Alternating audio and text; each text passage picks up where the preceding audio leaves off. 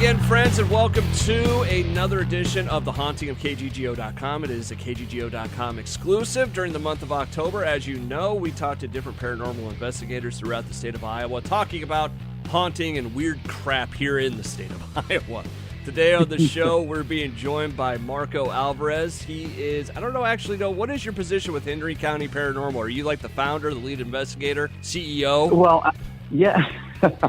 Well, actually, it's my son, Alejandro, and we also have another friend, Haley Lou. And what we actually did, we are the co-founders and lead investigators for Henry County Paranormal. So, yes, I am the co-founder. It's always, you know what's funny is there, and I'm not saying you're one of them, there are some paranormal groups that they get really, really pissy about what their titles are. Yeah, why? I don't know, but hey, we're just, I guess in the end, we're all just investigators. And exactly. Lead investigator just means that you've got to pretty much plan the meetings, and it pretty much means you were there first, right? Right. Well, Marco Alvarez, thank you so much for joining us today as we make our way through the month of October and everything that goes bump in the night. Henry County Paranormal, we'll get to that in a second, but I always like to start out these interviews by asking, how did you kind of get into this stuff? Where did it begin for you? Now, here's where the fun began, I guess, for me, is that I guess I used to, when I was younger, we actually lived in what you would consider, a paranormal investigator would consider haunted. We had lots of strange things that would happen. Fan blade coming off and almost hitting my brother. My mom used to hear a baby cry in the attic. Oof. I mean, it actually got to the creepy point when my mom and my dad actually had to call a priest in to bless our home. Really? Yes, absolutely. And I remember holding on to the priest probably, I want to say I was probably like 6 or 7 maybe years old, and just holding on to him and his coattail as he was walking through the house, blessing the house. And I just remember after he had left, there was actually we all had a sense of just peace. I mean, it was quiet. It didn't feel like we were underwater or that sensation of being oppressed somehow. But that when you hear that stuff with other people and other investigations, that's absolutely real. That's real stuff. So when a 6-year-old goes through that, you definitely know you gotta listen to that, because that's absolutely what happened. It was real for me. Okay, but, so you grew up around it. I did. I grew up in a haunted house. I know we rented that house, I want to say, for about 4 years, but I experienced a lot of stuff, and stuff that honestly just scared the bejesus out of me. I mean, it was real stuff, and stuff that your nightmares as far as a little kid, with shadows and clothes. You know, when you turn the light on, the clothes looked like something else. I experienced that a lot, and the stuff would move, you know. But, I definitely believe that. But going further, right after that, so you remember when we were kids and we used to walk the school, you know, for school, we'd go to the library, you know. Yeah. If you're in a little town like where I live in New London, it's kind of like a field trip. You take the kids up to the public library and, you know, get the kids out and go let them pick out a book. Yeah. And well, we did that I did that as a kid. And I remember picking out a book, and my very first book I ever read of paranormal stuff was Hans Holzer's Haunted Houses. And I remember that distinctly because it hit home with me. It was like, actually, this explained a lot of things. And I remember getting the looks from the teachers like, Marco, do you really want that? I mean, there's Where the Sidewalk Ends by Shel Silverstein. I'm like, no, I'm good with this. This is what I want. So, I would, every time I go to the library after that, outside of school, the librarian would know that, hey, Marco's here. Hey, I got you a book. I put this aside for you. Oh, absolutely. So here, you know, I wasn't even 10 years old, and I was reading that stuff. So that goes back. That's just a little history on how I became to love what I do. And I never was really, after that, I never was creeped out by stuff, just more curious than anything. So it was kind of neat. That's really cool. So you guys moved out of this house at some point then, if you were only there like 4 years, right? Yes. Yeah. So did this stuff follow you around? Like, did more stuff happen to you? Or was it just that, that was the catalyst, and then I started reading all about it? Okay, so that's a great question, because that actually opened my eyes to other stuff and made me think about other things that happened to me before I moved into the house, because I would be like, well, when I was younger, this moved or that happened, and I heard this. So it kind of opened up my thinking as far as, okay, maybe I have experienced it before, but I didn't know what it was, or I just was a little kid and just thought, it's just the wind moving it or whatever. But after that, I really questioned everything around me, not just what had happened to me, but what was happening to me at the time. Because as I grew older, stuff was still happening, but not like aimed at me. It would be like an abandoned house. Real quick, for instance, there was a house near us that was abandoned, and it had dilapidated so much there was no floor, and it was just a one-story home. So there was no floor in this very old house. It just collapsed. The inside did. But so we were talking. Me and my friends were just standing outside. I remember getting this brand new G.I. Joe binoculars. So yeah, dude, to me that was like so cool. But we had these brand new G.I. Joe binoculars, and I remember looking at this house. And when I looked over at the house, there was still an old curtain in the window. And I'm watching this curtain. It was down. I mean, it was completely covered in the windows. And then I saw the curtain get drawn back. And then I saw the curtain get dropped again, like someone just peeked out the window and then put it back. And I'm just standing there real quiet, and just like a movie, literally just like my friends are, Marco, give me the binoculars. It's my turn. I'm just standing there holding it.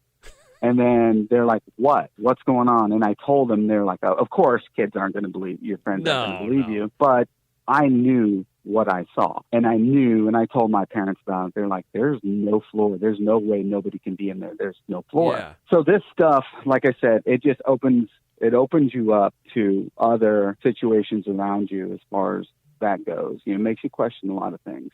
Let me ask you this, Marco. Marco Alvarez from Henry County Paranormal joining me for the haunting of KGGO.com.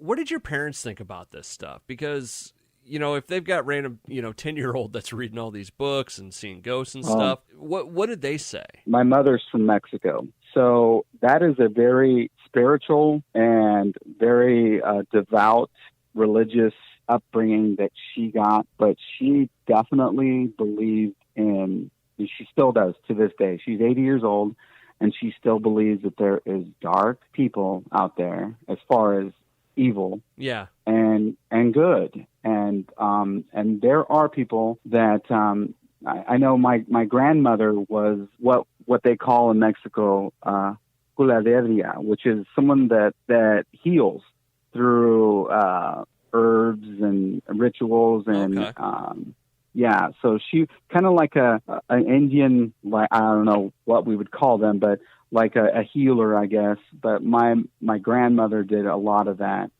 And she would talk about the stuff that would happen to her in Mexico as a little girl. So my mom totally believed me. I mean, she totally is, yes, I, definitely stay away from that house. But she passed on some of that interest in that kind of stuff, the paranormal, to me. So she totally believed me. My dad, a little bit of a tougher guy, where he'd just be like, it's something else. Shut up, Marco. Don't buy into everything that your mom's telling you. Come on, you might just be trying to keep you away from the house. But, see, that would be the opposite of my wife and I, because I believe in this stuff. She does not. Absolutely not. Now, wait a minute. You said that you've gone on paranormal investigations, correct? Yes. So have you asked her to come along with you? Not yet. I don't want to say there hasn't been a good one. She had said that she would go, but it's one of those things where I think after an hour she'd be done. Because, no, wait a minute. Why would she be done? Because she's bored, or because she doesn't have the patience for it? I'm just going to be real honest with you. If the ghost does not present himself within the first hour, she's done. So, That's funny because you say that because honestly, you watch these ghost hunter shows and ghost adventures and stuff, and it's an hour of stuff happening, yes. Correct? Yeah. Oh, yeah. But in reality, 99.9% of the time, maybe even higher if there is a percentage higher than that, but you were just sitting around not doing anything or hearing anything or experiencing anything. No, I've always said it's 90% you sitting around in the dark talking to yourself. You are so right, sir. Everybody thinks ghost hunting is really fun until they go do it. They're like, this is boring. Exactly. And it absolutely, you have to have some patience to do that. Oh. It's honestly like fishing. I mean, You don't catch something every time you go out, in the boat or on the dock. You don't catch fish. That's the way it is. And that's why it's kind of weird because I hate to fish. I absolutely hate to fish because I don't have the patience. But I'll sit around and by myself in the dark asking a ghost question. See, now that's different, sir. That is absolutely different. Hey, Marco, is your mom going to be listening to this? She may, yeah. I might, yes, definitely. Would you like to say hi to her right now? What's her name? Maria Alvarez. Hi, Maria. Hopefully you're enjoying it. Your son is full of blank. She knows that, man. Come on. Oh, this is great. See, now I was the son. All my other brothers just kind of like, whatever. Kind of give me weird side glances, but yeah, I was always the kid, honestly. And I swear to God, I would go through. Remember the TV guides that we did as kids? Yeah. So I would go through the TV guide, and I would see. And my brothers still give me crap about this, but I would see a movie like Jaws, and then behind it would say thriller. So I'd say like movie thriller.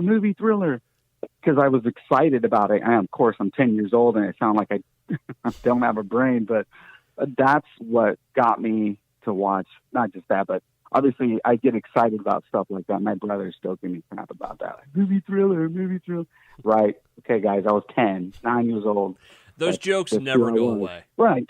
They don't. There's still stuff that my mom brings up to me, and yeah, it's... Marco Alvarez from Henry County Paranormal joining me on the line right now. So you kind of grew up with this stuff. At what point did you start investigating it? Well, my son and I have always been interested in it. We had stuff that happened to us while we lived in our home, and I've always had a love for it. So I think just naturally started liking that stuff too. But he came to me one day and he's like, Dad, let's go check out Villisca. And of course you've heard of Villisca. The axe murder house. He said the last day for a day tour is this, October 29th, and it was 2016. Okay. And I said, bro, absolutely, this is what I want to do. So he said, me and Haley are going to drive. So meet us in Mount Pleasant, and we'll take off from there. I'm like, I'm there right now, bro. I'm so pumped. So we were pretty excited about it, and we drove the 3.5 hours or whatnot to get there. It really affected us, and I'll give you it affects everybody differently. That's what I've heard. And I was so pumped to be there. I was really excited. So we caught orbs because this thing. Oh my God! During the day, you can't do an investigation because there's people walking through and talking and laughing and, kids crying. So you're really not going to get anything. I have to challenge you on that because my folks did it on a day when there was nobody there. Uh-huh. And you'll like this. They had one of the old VCR camcorder type deals. Oh, heck yeah. So they bring it home, and the tape is all out of order. Ooh, what do you mean? So, the beginning of the tape where they were recording the Villisca Axe Murder House was at, the end. And there were pieces of the middle at the end, and some at the very beginning, and back and forth. The tape was all messed up. How is that even possible? I don't know, but anyways, I didn't mean to cut you off, but... No. That's one of those things where it's like, oh, that house is, you said it perfect. It affects everybody different. Yes. So anyway, we definitely we did not do an investigation. We just took pictures. Okay. And we caught some orbs and stuff. And I remember driving home. We talked to. Let me give a little shout out to Mr. Johnny Hauser. It's been there for quite a few years, and Johnny also. We got video of him giving the story, the background of the whole house and everything. And that guy just did it for us. As far as I think he was one of the catalysts for a group.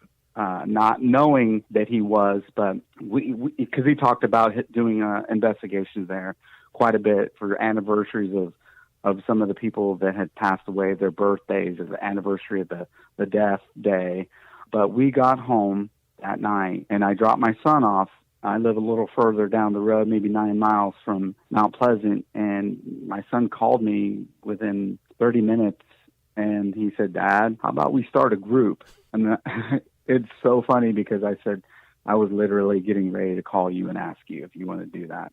So, oh, wow. So it propelled you into the world of, hey, we're going to have a group and we're going to do this. Yes, that's exactly what we thought. And we were hitting the ground running after that. I mean, Haley, another co-founder, was like, I'm buying equipment tomorrow. So, and it's funny because we really literally just said, okay, we're starting this. What do we need to do? And, yeah, that's how we started our group. Just this two guys. So let me ask you this. What was the very first piece of equipment you bought? When you buy equipment, or let me ask you this. Did you buy T-shirts first?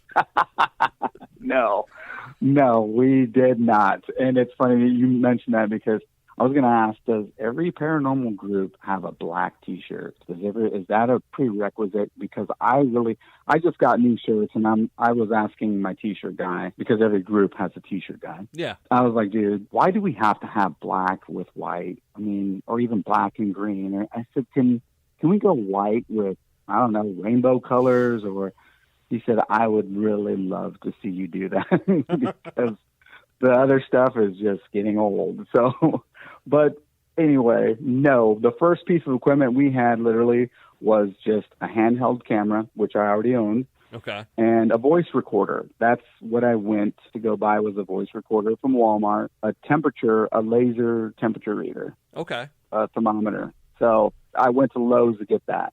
Those are like three of these standard things that's in about every ghost hunter's toolkit. Yes, that and a flashlight. You're absolutely right.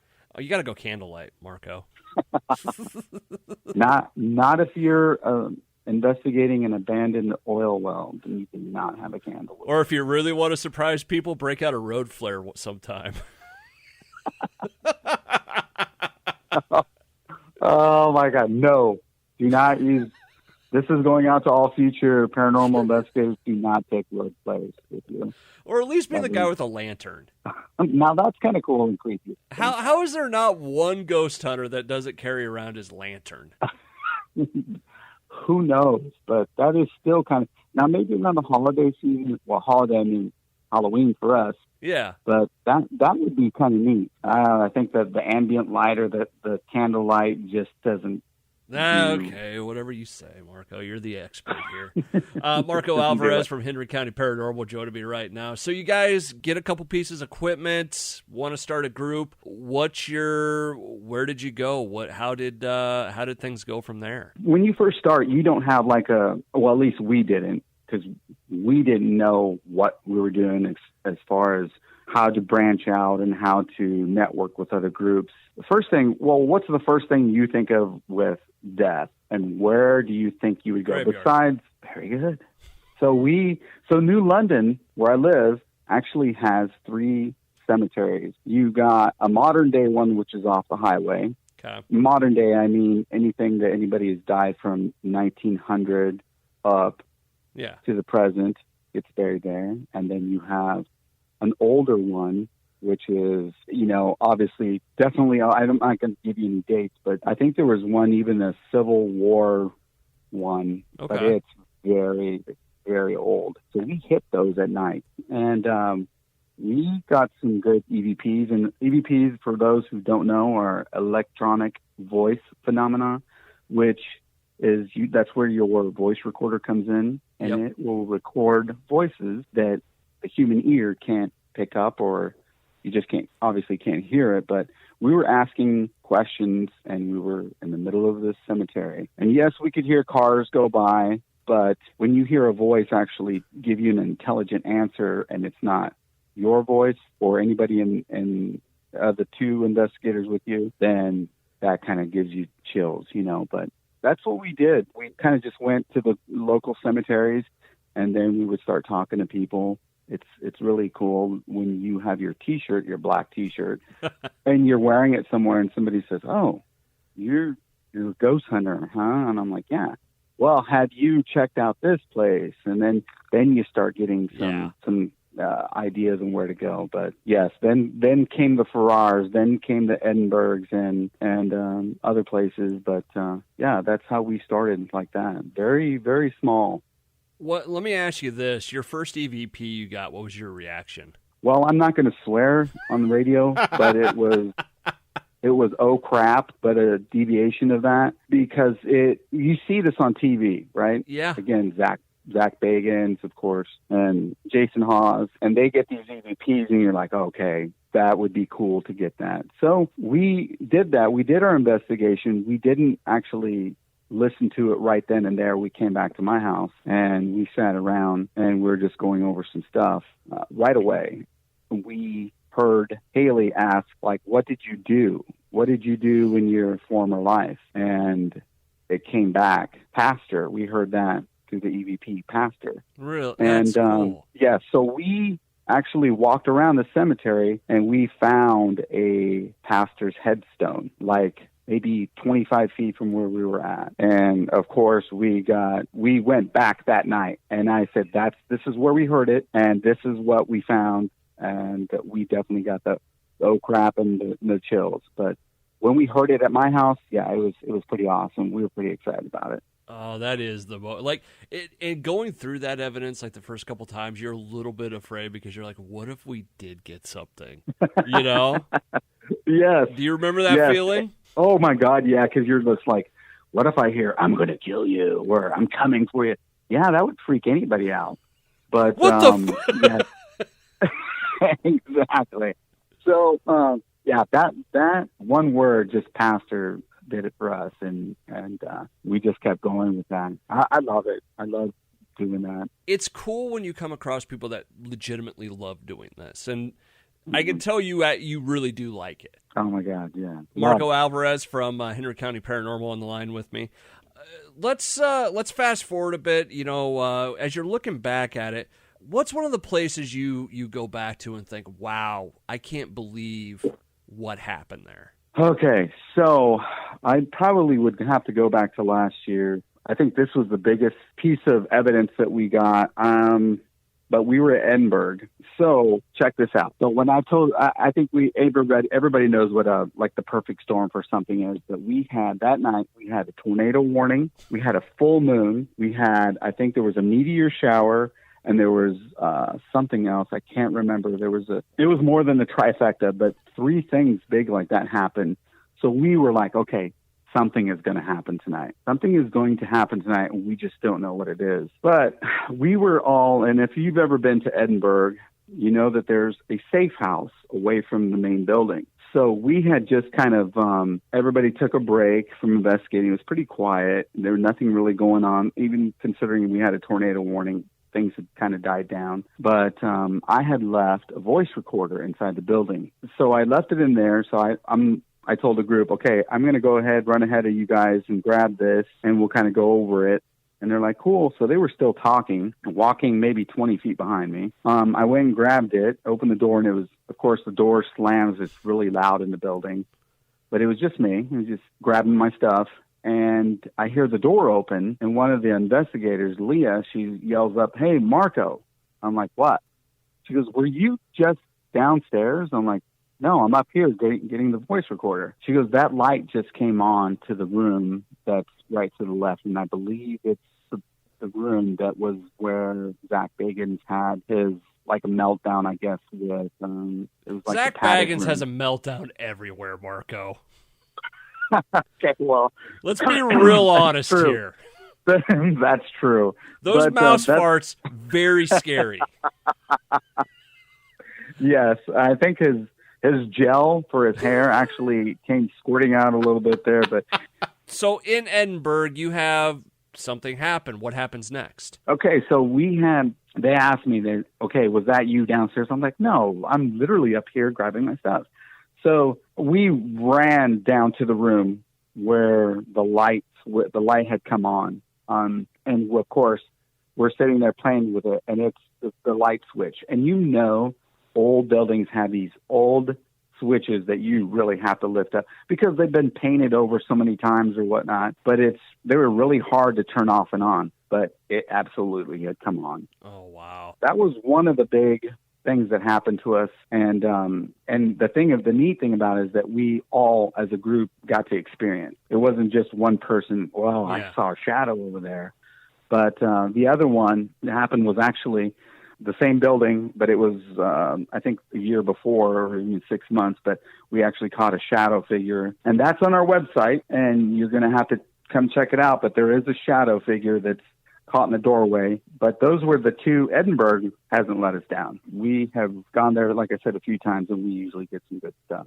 What's the place? So have you come across a place that if I said, hey, let's go ghost hunting this weekend, you'd be like, and I go, we're going to go here, you'd be like, I don't think so. No, there's no place that I think I would turn down. I've heard stories of like the Missouri State Penitentiary. Yeah. I've got some invites to go there. And it's just going back to, I think that one of the main reasons why how we can investigate is that we have to fund our own.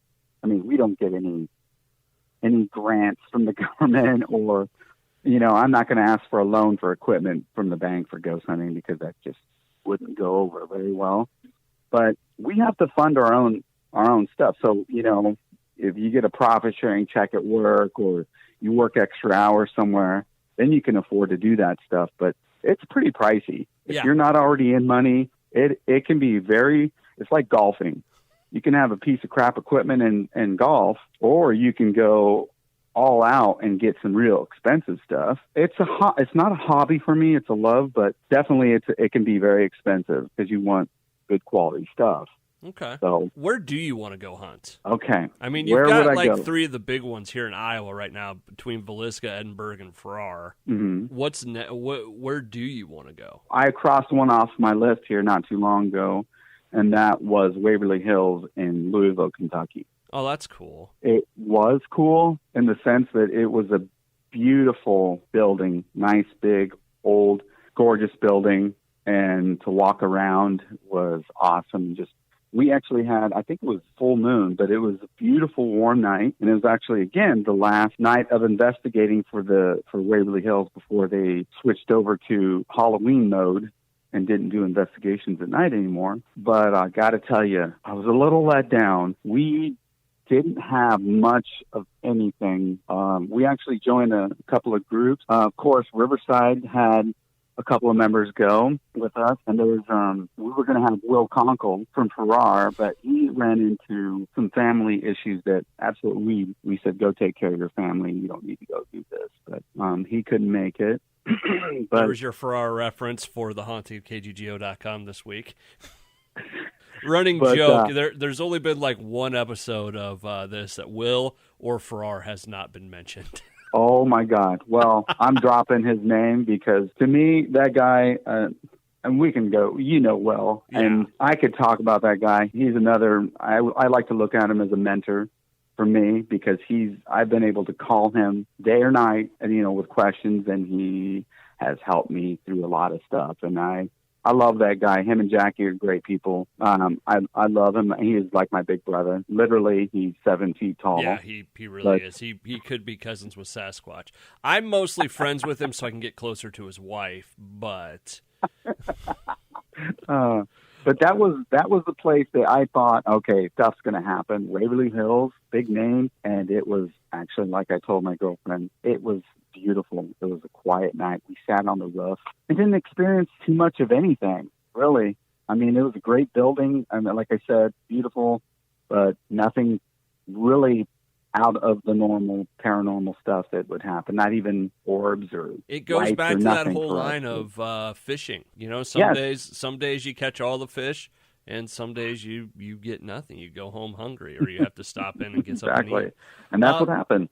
let me ask you this, Marco, because I think there is a funny side to the paranormal. Mm-hmm. What was the moment that sticks out of your mind as, did that really just happen? Like the moment you catch a ghost farting, or,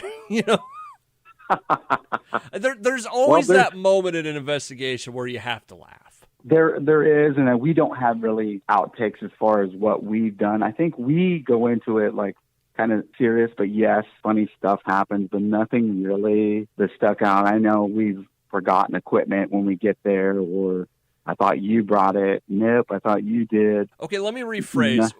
What was the paranormal thing that happened that you're like, did that really just happen? That would go along the lines of some of the EVPs that we got. Okay. I think every time that we experience an EVP for us is so neat because it's an intelligent answer to what you're asking. And when it can say your name, I've heard my name over the spirit box, and my name is not that common, except when you're at a swimming pool and you hear somebody say, Marco, Polo. Okay, so that's really the only time that I'll hear my name. And when I go to Starbucks, that's the only time that I'll actually hear my name. But hearing my name coming over the SB7 was kind of crazy. And I think after that, we heard evil and we heard devil. So we were in the basement of Edinburgh when we heard that. So we were kind of I was personally creeped out by it, but we're still waiting for that moment where we all are just like, okay, this really happened to us. I think we're all waiting for that moment. So that's coming, I'm sure. I don't know why, but it always just seems like there's that moment where it's like, did that really just happen? Right. That's coming. I have a feeling it will be. You know what I'm saying? So, Marco Alvarez from Henry County Paranormal joining me on the haunting of KGGO.com. Going back and kind of switching gears, do you guys do residential stuff? Absolutely, we do. Okay. I was looking at your webpage and I didn't see that kind of stuff up there. So if people want to, they've got something going bump in the night, they can give you guys a call or send you a message, and you might be able to go. And here's the reason why that you don't, is because the people that we have dealt with don't want people to know about it. Yeah. They have legitimate concerns for their family. They don't want people thinking they're crazy, and just different situations. Yeah. And we respect that. We absolutely respect that. That is first and foremost our mission, and it's kind of like a mission statement that we've given every investigator that comes along, is that we're here to help people, not just the living, but the dead. So we will definitely keep their names out of our web pages and whatnot, but we'll respectfully ask them, if we can post a picture, and they'd say yes, as long as you don't put who we are or where we live. So we definitely, that's why. But I was going to just tell you that we've got an investigation coming up. We've had like 2 of them recently that have been really interesting, and we're kind of still going over some evidence. But we posted one video of what happened to us, and the mirror had gotten pulled off a wall. And that house, I'm not going to be like that little psychic lady on Poltergeist where this house is cleansed. Yeah. We're not going to do that, but we're not also going to say that it's haunted either. We want just people to know that there are things there, and this is what paranormal really means. The technical Webster's dictionary defines it as something that can't be explained by science. Yeah. And, we cannot explain what happened or how it happened, but things do happen out there, and we want to be there to record it. So, it was, we definitely do residentials. We've had phone calls from people in Davenport. Interestingly enough, they give me a great story of what is going on in their homes, and then at the last second, and I understand, the last second, they'll just pull out and just say, no, we don't want anybody here. We don't want you coming up. So for whatever reason. Let me ask you this, Marco. In some of those residential cases, have you come across something that you went, wow, that's effing dark? Yes, and I'm glad you brought that up, because we have actually a couple of empaths in our group, and empaths are ones that can actually sense not just the feelings of you and me, the living, but the energy, the spirits, the energy from the spirits there, and they can tell us a little bit. We also have a psychic that is able to only communicate with people that have not passed on, the people that are still here. I guess if you want to air quote, trapped here. For a second, I thought you were talking about people that are still alive. Yeah. So I'm like, okay, all right, Marco, whatever you say, but I get it now. I get it. Yeah, so we have actually people that are our tools that kind of let us know that, hey, Marco, let's really think about what we're about to do here, because I'm just not getting the right vibe, or I'm not, I'm getting told this is not something that we should do. So, and that is usually a place that there's been dark, I guess you want to say, like dark energies, like someone that had played with, and I don't know if you've ever done this, but with a Ouija board. Blank. No, Marco, I don't mess around with those things. So you have. All right. So I think we all have when we were kids. But a buddy of mine had one. I don't know if it worked or not, but that's legitimately the only time I've ever touched a Ouija board. Really? Yeah. And did you experience anything like negative or? I don't remember. I was spending the night at his house. I couldn't even tell you how old I was. I had to be still in elementary school. Oh, okay. That's the only time I've ever touched one of those things. I don't do it. Oh, wow. I'm superstitious. You know what? And that's my thinking with when I started this group, is because I have had bad experiences with it. And I definitely told the group when I started, okay, if you're going to be part of this group, I'll tell you what, we're not dealing with the real dark entities, because we just don't know how to handle that. Yeah. And we don't want to make it worse. And we don't want to put anybody in harm's way more than, now today, I absolutely know people that would help somebody out. Yeah. So if we can't do it, not only do I have Michelle from Riverside Paranormal, she's helped me a few times, but I've got, if I need to call a priest, I've got one that absolutely said he can help us out. He won't perform the exorcism, but he will definitely bless the person in a place. And also another pastor that said he can help us. So that's perfect. Marco Alvarez from Henry County Paranormal on the line with me.